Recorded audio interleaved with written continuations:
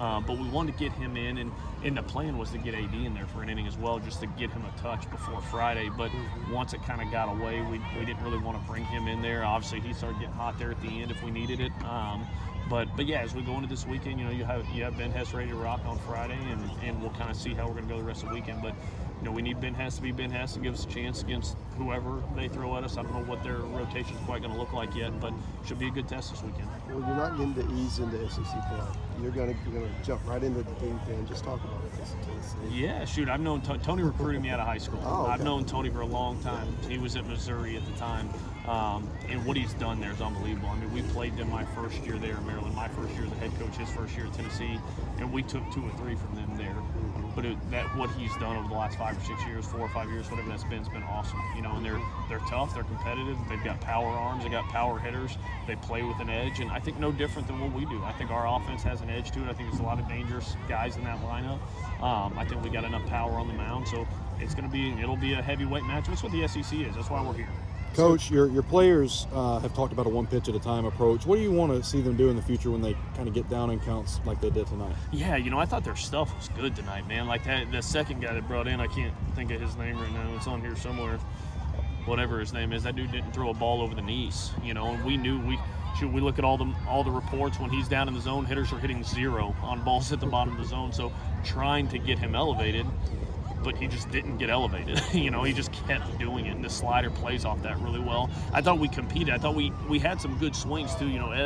Ebbs had some good swings there that didn't turn into hits, but like stung a ball off him. I thought Braun stung a ball off him, but they just kind of have to be right at a guy tonight. But I thought they did a good job. I didn't think there was panic over there, even down 9-2. It was just kind of string together, see what happens. String together, see what happens, and just again kind of ran out of time there at the end. You excited to come here? Was it what you expected? Yeah, it's exactly. What a cool atmosphere, man. It's my first time here.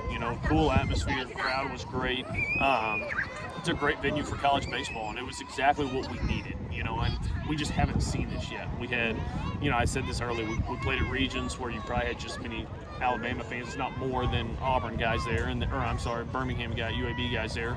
And then you go to Frisco, which that Sunday game against Dallas Baptist was a little bit of a home game, kind of, but nothing like this. And I know it's just going to ramp up as we had 5,000 people here tonight. They were into it from pitch 1. Our guys needed to feel that. And I thought they rang the bell pretty good to it. Again, we're probably 2 or 3 plays made short of finding a way to win that thing tonight.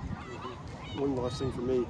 The pre-conference is over. It's SEC time. What have you learned so far about your club, and what do you still need to learn? Man, I love the way they just show up every day. I mean, they've been extremely consistent. We haven't had, you look around college baseball and you see it everywhere. Like that midweek game against a team that you should roll out of bed and beat by 20 and you end up losing, because that's what college baseball is. Anybody can beat anybody. This team hasn't done that. They've shown up every single day. They've rang the bell. They've competed. Obviously, we've fallen short 2 times, but it's not out of lack of effort. It's not out of lack of focus. It's not out of taking things for granted. We just got beat by 2 good teams and had chances in both and just weren't quite able to finish it. But you're exactly right. Now that thing clears back and it's 0-0 and nobody cares what you did in this preseason. It's all about how you move starting from here. And like I said, there's no secret. The SEC is a gauntlet. It's 10 straight weeks of dudes, and this group's, I think, ready for it. They're prepared for it. I think they're battle tested for it. We're excited to go. Thanks. Good luck. Thank you, brother.